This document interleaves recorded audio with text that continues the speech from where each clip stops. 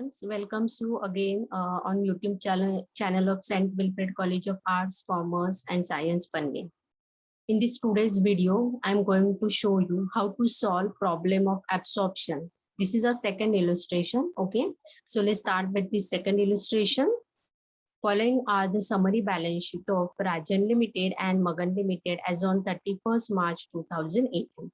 So in this illustration, the balance sheet of Rajan and Magan is given. Okay, some liabilities are given and some assets are given. Now let's see what the information is given. On the above date, which date? 31st March 2018. Rajan Limited takes over the business of Magan Limited, including cash and bank balance on the following terms and conditions. So here the Rajan Limited is a purchasing company and Magan Limited is a vendor company. So Rajan take over the business of Magan Limited on the basis of following terms and conditions. So let's see what is the first term. All the assets and liabilities are taken over at the book value except the following assets which were revalued and taken over as follows. Land and building 6 lakh and furniture and fitting rupees 50,000. So land and building and furniture छोड़ के जो भी assets है Magan Limited के, right? वो सब कैसे take over किए at a book value. So let me highlight these two assets. These has been taken by the Rajan Limited at a given agreed value. Now let's see next. Statutory reserve are to be maintained for the 3 years.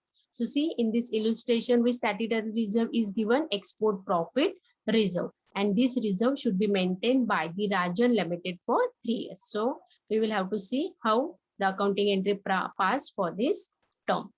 Now sundry receivables of Rajan Limited included rupees 3,000 receivable from the Magan Limited.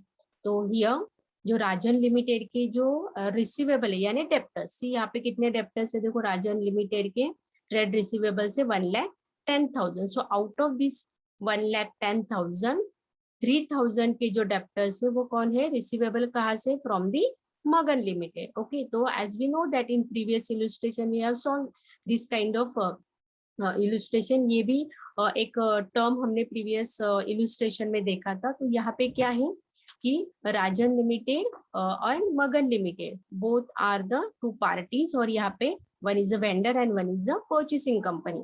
तो ये जो sundry receivables है and sundry payables है जिसको हम बोलते हैं sundry creditors and sundry debtors, वो क्या हो जाएंगे? कैंसिल हो जाएंगे. And for that purpose we will have to make a reverse entry. Okay, तो ये भी हम देखते हैं इस इलस्ट्रेशन में फिर से एक बार.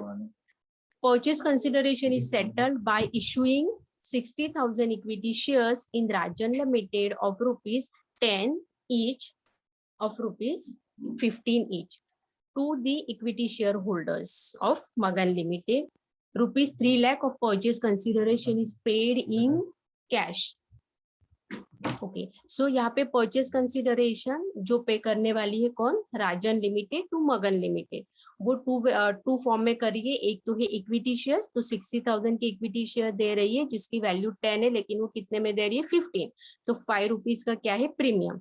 एंड 3 लाख कैसे दे रही है? इन द फॉर्म ऑफ और paid in a cash. So this is a simple method we will use here, net payment method for calculation of purchase consideration. Then fifth new term is given here.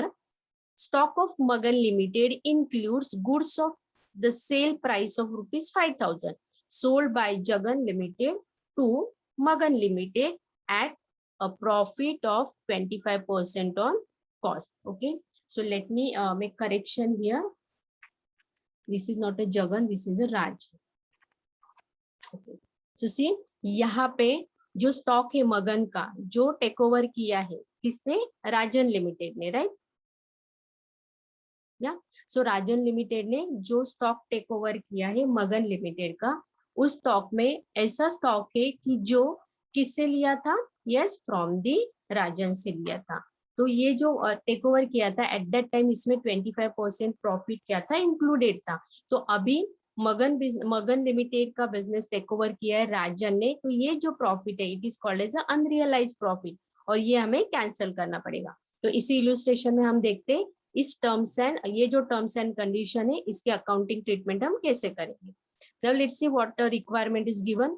You are required to calculate purchase consideration prepare balance sheet of Rajan limited after the absorption. So first thing हमें क्या करनी है यहाँ पे, purchase consideration calculate करना है. So let's calculate first the purchase consideration by net payment method. So which method we are going to use? Net payment method, because clear information is given. Okay, so purchase consideration किसको दिया जाता है? Equity share holder and the preference share holders of the vendor company. Okay, तो यहाँ पे equity share holder को क्या दिया है? इक्विटी शेयर दिए. कितने दिए? 60,000 equity shares of ₹60. So what is the face value of the equity share capital? 6 lakh. And 5 रुपए का क्या दिया है? Security premium. So 60,000 multiplied by 5. So it is, the security premium is 3 lakh. So total amount paid to the equity shareholder for issuing equity shares is, let me show you here, it is a 9 lakh. And 3 lakh का क्या दिया है? Cash दिया है, right? So let's find out the total purchase consideration. So total purchase consideration payable by Jagan Limited to the Magan Limited 12 lakh. Okay, so first part हमने कर दिया. We have calculated the purchase consideration. Now let's see what the next requirement is. Prepare the balance sheet of Rajan Limited after the absorption. Okay, but यहाँ पे हमें कहा है कि balance sheet बनाइए. यहाँ पे हमें गुडविल और कैपिटल रिजर्व का कैलकुलेशन नहीं पूछा है, जो हमने प्रीवियस इलस्ट्रेशन में देखा था. पर यहाँ पे जो बिजनेस टेक ओवर किया है, right, some assets has been taken over, right. यहाँ पे जो फर्स्ट टर्म में हमें इंफॉर्मेशन दिया है, तो हमें यहाँ पे फाइंड आउट करना है कि purchase consideration and net asset, इसमें क्या डिफरेंस है. अगर डिफरेंस है तो वो डिफरेंस हमें गुडविल आइदर कैपिटल रिजर्व में ट्रांसफर करना है. तो इसीलिए हम वर्किंग नोट में स्टेटमेंट बनाते हैं, कैलकुलेशन ऑफ गुडविल और द कैपिटल रिजर्व. तो वो हम कैसे फाइंड आउट करते हैं? Let me show you here. So this is our working note for finding out the net asset and the difference between net asset and purchase consideration. Let's take first purchase consideration. So purchase consideration हमने कितना calculate किया है? 12 lakh. Now let's find out the net asset. Okay, so net asset किस तरह से find out की जाती है? Yes, asset taken over by the purchasing company less liabilities taken over by the purchasing company. So first we will take asset taken over by the purchasing company. So कौन कौन से asset take over किए हैं? Yes, all assets has been taken over. Land and building, furniture, stock, trade receivables and cash and bank balance. But out of this, ये जो 2 है, land and building and furniture, इसके aggregate value यहाँ पे given है, तो वो हमें वही लेनी है.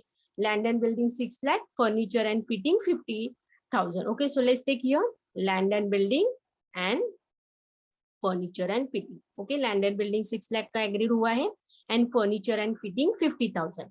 देख the next asset क्या दिया है? Stock. Let me show you here. देखो स्टॉक कितना है? 40,000, trade receivables 1,10,000 and cash and bank balance 90,000. So these are taken at a book value. तो हम यही वैल्यू यहाँ पे लेते हैं. बुक वैल्यू यानी क्या? जो बैलेंस शीट में वैल्यू शो होती है. This value is called as a book value. So let's take stock, trade receivables and cash and bank balance. So let me show you here these 3 values: stock, sundry receivables and cash and bank. So these are the assets taken over by Rajan Limited. So let's make a total of this all asset. So these are the total asset taken over. Then what is the next step? Less the liabilities taken over. So कौन सी liability दी है? Only the trade payables 90,000, right? So let's take here less trade payables 90,000.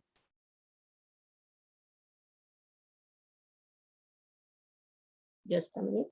90,000. So let's find out the net asset. Net asset कैसे निकालेंगे हम? 8,10,90,000 asset taken over less 90,000 liabilities taken over, तो वो कितना आता है? 8 lakh. Now let's compare this to purchase consideration 12 lakh and net asset 8 lakh. So here is see what is the difference? Difference is 4 lakh, right? Now let's see कि purchase consideration is 12 lakh and the value of the asset, value of the business, वो कैसे find out किए? Assets minus liability, asset taken over minus liability taken over, वो कितना आया है? 8 lakh. तो instead of 8 lakh जो परचेसिंग कंपनी है उन्होंने कितना दिया है? 12 lakh का पेमेंट किया है for taking over the business. तो एक्स्ट्रा जो अमाउंट पे की है 4 lakh की, वो 4 lakh हम क्या बोलेंगे? This is because of goodwill and this will be transfer to goodwill account. Okay, so this statement we have prepared because हमें गुडविल रिकॉर्ड करना पड़ेगा in the balance sheet and that's why we have make this working note. Okay, I hope ये भी आपको समझ में आई है. Now let's move toward this adjustment. This is a new adjustment for you in this illustration. Stock of Magan Limited includes goods of sale price 5,000 sold by Rajan Limited to Magan Limited. Rajan Limited जिन्होंने business take over किया था, right, और कौन किसका, मगन limited का, तो stock भी टेक ओवर किया, हमने देखा पीसी कैलकुलेट किया एट दैट टाइम। तो जो स्टॉक टेक ओवर किया है ना, उसमें से 5,000 का जो स्टॉक है, राइट, वो स्टॉक, वो जो सेल हुआ था वो किसने सेल किया था, राजन लिमिटेड ने, राइट। तो वो जो स्टॉक है उसमें 25% कॉस्ट पे प्रॉफिट मार्जिन इंक्लूडेड है, लेकिन अभी मगन लिमिटेड का बिजनेस तो टेक ओवर किया है, राइट, तो वो जो प्रॉफिट है वो नहीं शो होगा स्टॉक में, राइट ना, in the books of the Rajan limited, right. तो वो स्टॉक अनरियलाइज स्टॉक क्या करना पड़ेगा, कैंसिल करना पड़ेगा। But for that purpose we will have to first find out the profit, क्योंकि हमें यहाँ सिर्फ प्रॉफिट कितना है वो नहीं दिया है, राइट ना, तो वो प्रॉफिट हम पहले कैलकुलेट करते हैं। सी हियर प्रॉफिट कितना दिया है, 25% on cost, but see here is cost price is not given, which price is given, selling price। तो फिर हम कैसे फाइंड आउट करेंगे प्रॉफिट, तो एक मैथमेटिकल इक्वेशन की हेल्प लेते हैं हम, right. So here is I am showing working note. So let's assume cost is 100, अगर हम एज्यूम करते कि कॉस्ट 100 है, तो 25% ऑन कॉस्ट, प्रॉफिट अगर 25% ऑन कॉस्ट है तो प्रॉफिट कितना होगा, 25, and cost plus profit selling price कितनी होगी, 125, राइट। तो गुड्स कितने में परचेस सेल हुआ था, सेलिंग प्राइस हमें पता है, देखो यहाँ पे गिवन है 5,000। तो यहाँ पे हम इक्वेशन बनाते हैं, let me show you here, just a minute. यहाँ पे हम शो करते हैं कि अगर 125 सेलिंग प्राइस है तो प्रॉफिट कितना है, 25। तो अगर 5,000 सेलिंग प्राइस है तो प्रॉफिट कितना होगा, right. So 5,000 multiply by 25 divided by 125, you will get the profit 1,000। Okay, तो अगर आप 25% कॉस्ट पे कैलकुलेट करते हो 4,000 पे, राइट, तो you will get the profit of ₹1,000। और ये जो अनरियलाइज प्रॉफिट है ये हमें क्या करना पड़ेगा, कैंसिल करना पड़ेगा। तो इस तरह से अगर टर्म आती है तो आपको किस तरह से जर्नल एंट्री करनी है, goodwill account debit to stock account. Okay, so goodwill account debit to stock account, so you will have to add this unrealized profit in goodwill। so goodwill increase होगा, right, तो उसमें add हमें करना है। And stock, तो जितना ये stock है, यहाँ पे हमें कितना स्टॉक दिया है, sorry stock, late me show you here, stock का वैल्यू कितना दिया है, 3,000, और स्टॉक कितना टेक ओवर किया है, देखो स्टॉक की value 40,000। So out of this 40,000 we will have to reduce the unrealised profit of ₹1,000। तो ये दो इफेक्ट हमें इस इलस्ट्रेशन में देने हैं for this terms and condition for absorption of business. Okay, so stock of Magan limited अगर इस टाइप का आपको टर्म्स दिया जाता है तो आपको क्या करना है, फर्स्ट आपको देखना है कि प्रॉफिट किस पर कैलकुलेट किया है, कॉस्ट पे या फिर सेलिंग प्राइस पे दिया है हमें परसेंटेज। अगर कॉस्ट पे दिया है तो आपको इस तरह से इक्वेशन बना के प्रॉफिट फाइंड आउट करना है। अगर सपोज यहाँ पे होता कि प्रॉफिट 25% ऑन सेलिंग प्राइस, तो यहाँ पे इक्वेशन की कोई जरूरत नहीं थी, ये सेलिंग प्राइस हमें पता है 5,000, इस पे हम डायरेक्टली प्रॉफिट कैलकुलेट करते 25%। But in this illustration cost दिया है। Now what are the two effects आपको करने हैं, आपको गुडविल बढ़ेगा आपका 1,000 से, जो अनरियलाइज प्रॉफिट है 1,000, एंड ये जो 1,000 अनरियलाइज प्रॉफिट है वो हमें माइनस करना पड़ेगा स्टॉक से, क्योंकि वो जो स्टॉक था 5,000 का उसमें क्या है, प्रॉफिट इंक्लूडेड है, तो वो जो 1,000 का प्रॉफिट क्या करना पड़ेगा, माइनस करना पड़ेगा। ओके, सो ये हमें at the time of preparation of balance sheet ये दो इफेक्ट भी हमें क्या करनी है, बैलेंस शीट में शो करनी है। Then sundry receivables of Rajan Limited included 3,000 receivables from the Magan Limited।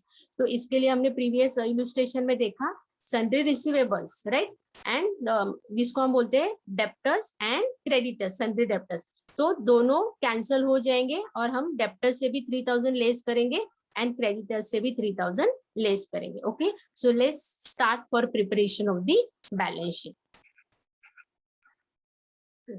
So what is the first point in the balance sheet? क्या आता है, equities and liabilities. Equities and liabilities में first आता है हमारा share holders fund. Share holders fund में first हम find out करते हैं शेयर कैपिटल कितना है। उसके लिए हम क्या करेंगे, वर्किंग नोट बनाएंगे। ठीक है, तो let's see the working node first, that is a share capital. तो यहाँ पे total number of share capital कितना इशू किया है ये हमें क्या करना है, देखना है। तो issued, late me show you here, just a minute, हाँ, issued, subscribed and fully paid up. तो यहाँ पे अगर हम बैलेंस शीट देखते हैं, if you see this balance sheet, so Rajan Limited has the 5,50,000 share capital, right. तो ये ऑलरेडी इशू किया है उन्होंने अपने शेयर होल्डर्स को. तो यहाँ पे एक शेयर की कीमत कितनी, 10 rupees. So how many number of shares, 55,000, right. So number of shares are 55,000. Let me show you here. Already issued by the Rajan Limited. And number of shares, ये जो मगन लिमिटेड है इसको कितने इशू किए, देखो यहाँ पे परचेस कंसिडरेशन में हम देखते हैं. Let me show you here. See 60,000 equity shares, right. तो 60,000 इक्विटी शेयर्स. तो यहाँ पे 50,000 already issued by the company Rajan limited and 60,000 shares issued to the Magan limited. So total number of shares कितने हैं अभी issued, 1,50,000. So let's write here 1,50,000 equity shares of ₹10 each. So total share capital कितना होगा, 11,50,000. Okay. So ये हो गया हमारा share capital. Then you will have to write here the note. Yes, what note you will have to write? Out of this 1,50,000 equity shares, 60,000 issue किए for consideration other than cash. Okay. So now ये equity share capital हम क्या करते हैं, लेते हैं यहाँ पे equity share capital 11,50,000, right. Then another part of the share capital वो क्या आता है, reserves and surplus. So let's make a note for the reserves and surplus. चलो यहाँ पे हम नोट बनाते हैं for reserves and surplus.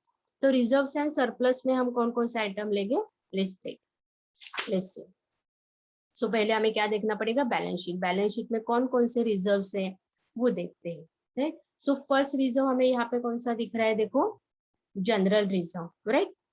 General reserve. तो जनरल रिजर्व देखो कितना है, 40,000 इनका है एंड 60,000 ये है. तो टोटल कितना है, 1 lakh general reserve. Then profit and loss account हम लेंगे. देन एक्सपोर्ट प्रॉफिट रिजर्व लेंगे. After that dividend equalisation reserve we will take. But one more reserve is not shown in the balance sheet, but we will have to record after the absorption. तो वो कौन सा reserve है, yes वो reserve है security premium reserve, right. Late me show here. हमारा PC हमने calculate किया था, तो ये रिजर्व हमने फाइंड आउट किया था ना, सिक्योरिटी प्रीमियम. या सो ये कितना है, 3 लाख का है. तो ये भी हमें क्या करना पड़ेगा, बैलेंस शीट में शो करना पड़ेगा. So let's take this first reserve, that is a security premium. So first reserve is the security premium. वो कितना है, 3 lakh. When the students prepare this balance sheet, they forgotten to take the security premium. तो आपको note करके रखना है, अगर shares issue किए एट अ प्रीमियम तो ये रिजर्व में आपको प्रीमियम क्या करना है, शो करना है, राइट. सो सिक्योरिटी प्रीमियम ये 3 लाख का. तो that we have taken here under the reserves and surplus. Then see next one हम क्या लेंगे, export reserve, export profit reserve. So just we will have to make the total of these two, 90,000 plus 60,000, right. So let's take here export profit reserve. कितना होगा फिर यहाँ पे, 1,50,000. 90,000 plus 60,000. Now after that which reserve, yes कौन सा reserve लेंगे, dividend equalisation reserve. तो dividend equalisation reserve दोनों का मिला के कितना है, let me show you. Dividend equalisation reserve 75,000 plus 85,000.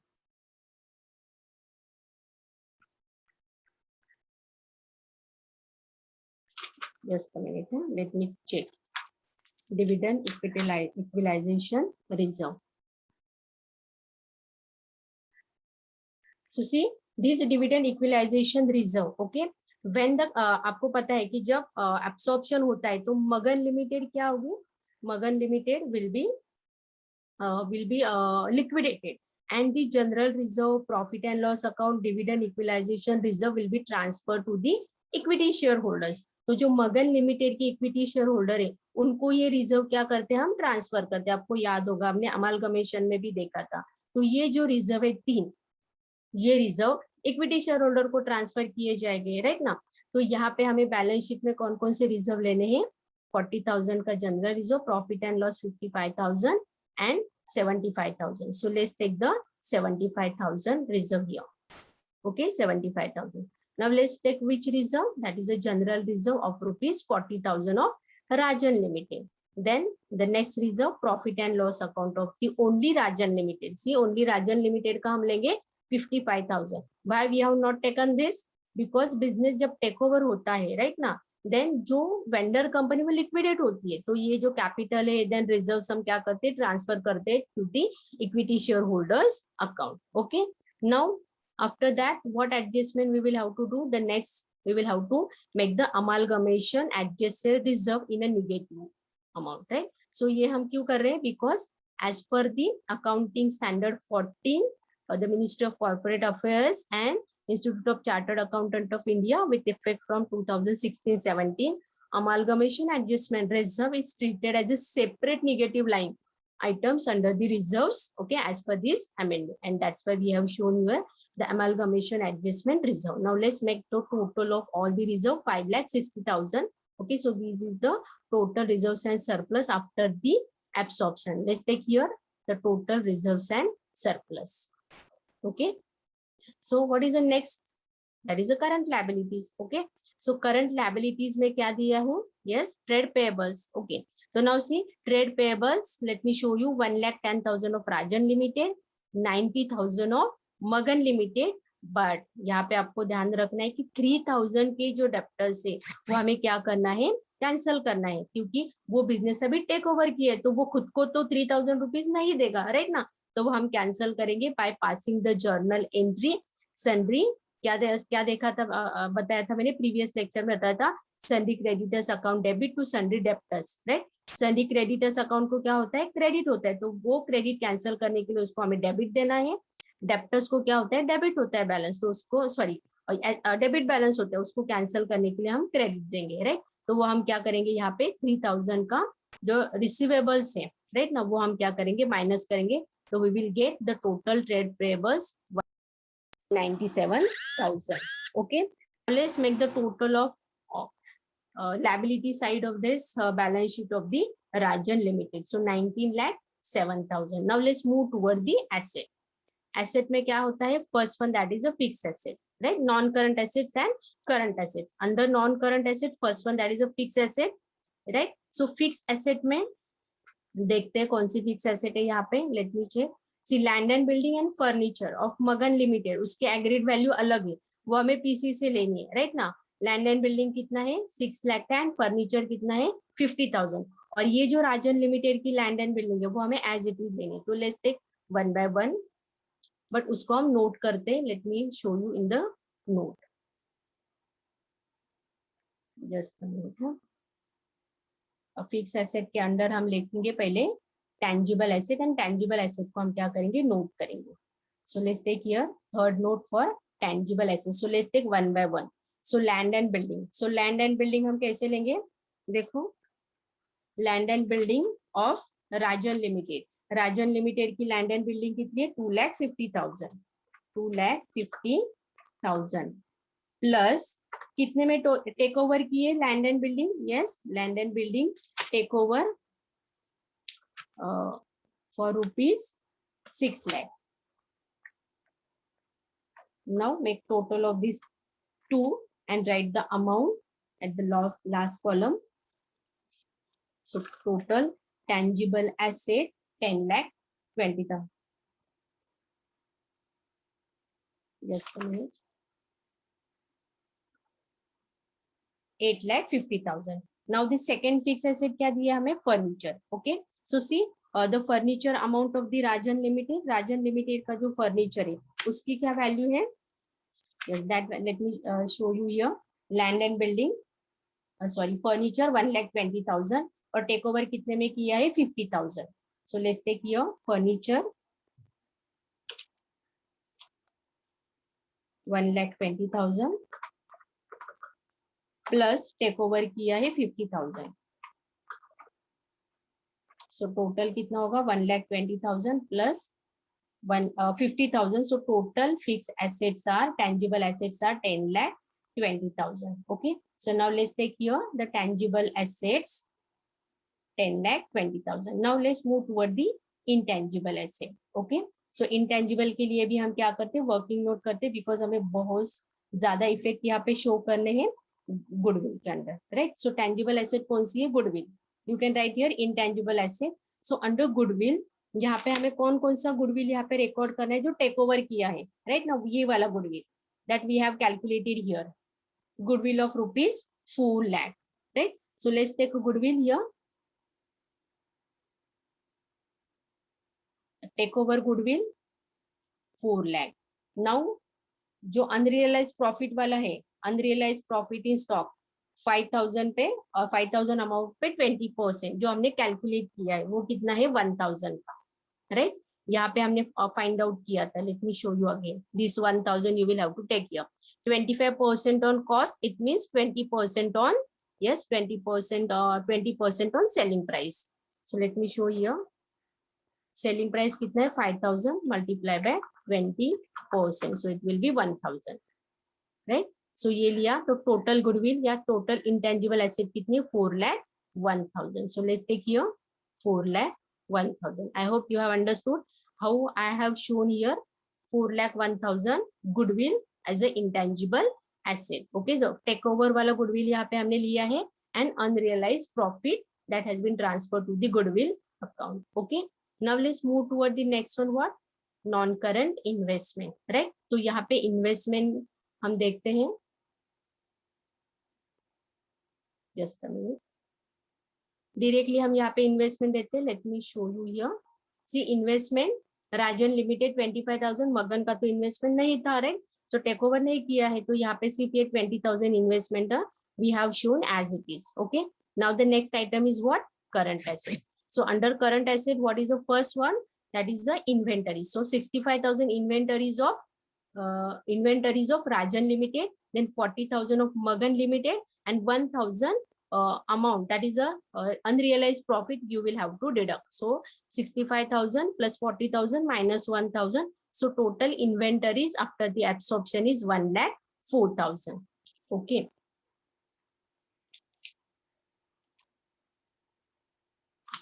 Now let's move toward the next current asset, that is a trade receivables. Again here trade receivables 1,25,000 of Rajan Limited, 1,10,000 of Magan Limited, and you will have to less the receivables. कौन से receivables? 3,000 के receivables हम यहाँ पे क्या करेंगे? वो minus करेंगे. And now the total receivables are 2,32,000. क्योंकि ये जो receivables है उसमें कौन added है?